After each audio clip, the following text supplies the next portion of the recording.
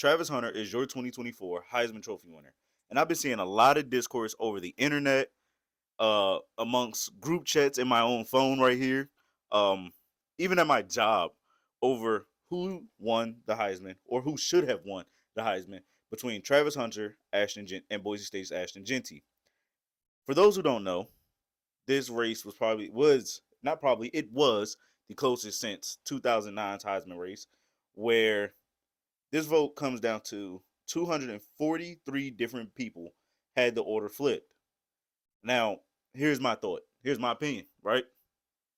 I believe Travis Hunter earned that award fair and square. And for those who don't think so, let's get into the discourse here. Let's talk about it. Let's talk about the argument that everyone talks about. Boise State's Ashton Jeanty leads the entire country in stats, right? Right. Which is good. Great. Beautiful. However, let's be honest here. Let's look at the numbers. Ashton Jeanty has 344 carries for 2,497 yards and 29 touchdowns. First in everything, right? Well deserved. He also won Best Running Back in the Country award this season. Well deserved. And his team's in the college football playoffs. So he is very much impactful. Travis Hunter, let's look at his stats. 92 catches, 1,152 yards, 14 touchdowns, 31 tackles, 12 pass deflections, 4 interceptions. And I'm not going to talk about his snap count because we all say snap count isn't a stat. But we all know what it is. So, yeah, by that metric, if we go stats alone, ladies and gentlemen, Ashton Jeanty should win the Heisman Trophy. That's what we give it to.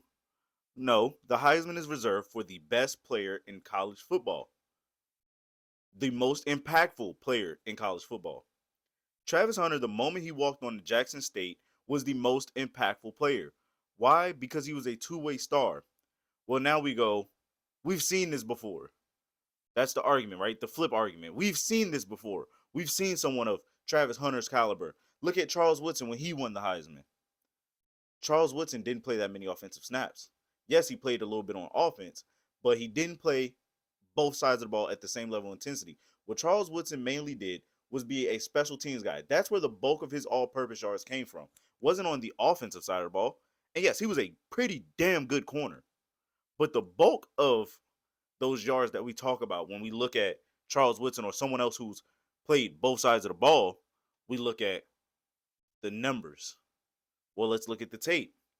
Ashton Jeanty is doing something that no one has done before since Barry Sanders, right? Well, that's a very impressive thing to say, but if we go watch the tape and we also add the numbers to it, Ashton Jeanty was having 30-something carries by halftime. And then we go, well, he didn't play the second half. He sat out some of those games because the team was blowing teams out and they were winning by this much. Okay, I've also heard the discourse in the inverse. Teams were getting blown out and Travis Hunter was still on the field. I get it. The numbers matter. The numbers should play a part into it.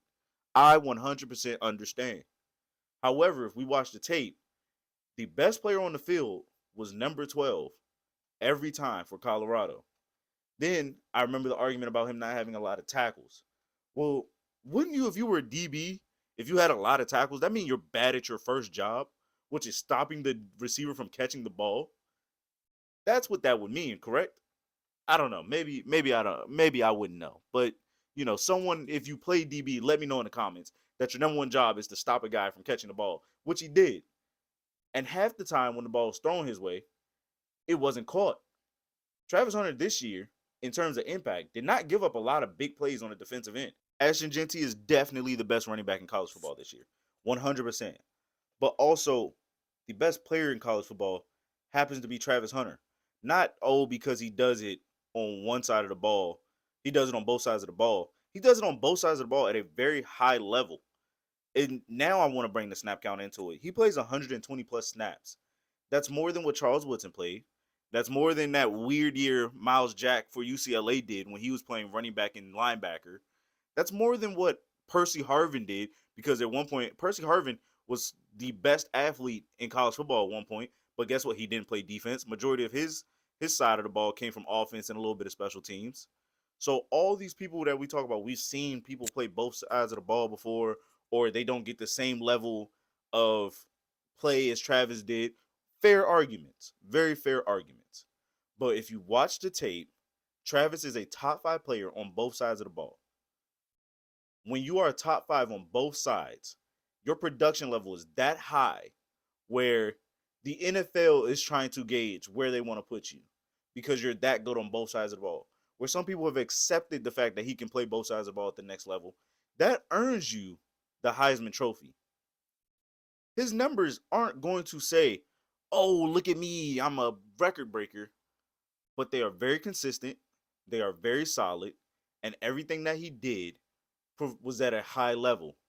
Ashton Jeanty is the best running back in college football, but Travis Hunter is the best college football player in the country. And that's what this award was created for. The most impactful and the most important and the best in overall college football. You guys let me know in the comments who should have won.